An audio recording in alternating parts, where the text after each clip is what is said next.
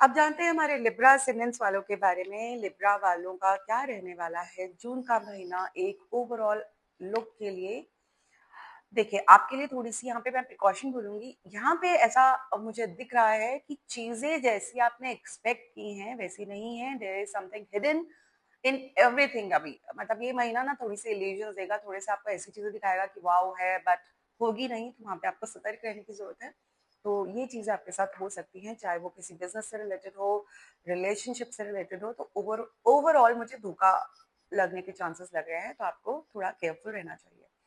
Business में आपको किसी पार्टनरशिप का ऑफर आ सकता है, कोई ऐसी चीज आ सकती है कि सामने से आपका पार्टनर आपको किसी चीज की डील दे सकता है, एक नई ऑफर दे सकता है।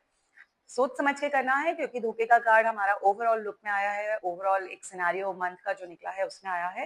तो किसी भी चीज, किसी भी डील, चाहे वो आपका पार्टनर ही क्यों ना हो, उसको करने से पहले आपको बहुत ज्यादा सोच समझ के उस पर फैसला लेना है, क्योंकि धोखा ना मिले इस चीज का आपको खास करके ध्यान रखना है।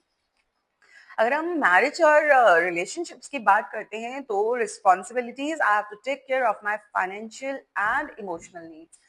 इस टाइम थोड़ा सा इमोशंस में और फाइनेंसेस में दिक्कत आ सकती है, क्योंकि जब कोई नई चीज स्टार्ट करते हैं या कहीं से धोखा मिलता है, तो दोनों में ही इमोशनली भी और फाइनेंशियली भी हम लोग बहुत ज्यादा कहते हैं ना, डैमेज हो जाते हैं, बहुत ज़्यादा हमें हर्ट होता है, चीज़ें हिल जाती हैं। तो ये टाइम है रिस्पॉन्सिबिलिटी लेके चीज़ों को करने का, ताकि आप अपने फाइनेंसेस और अपनी इमोशनल नीड्स को केयरफुली ध्यान में रख के पूरा कर सकें।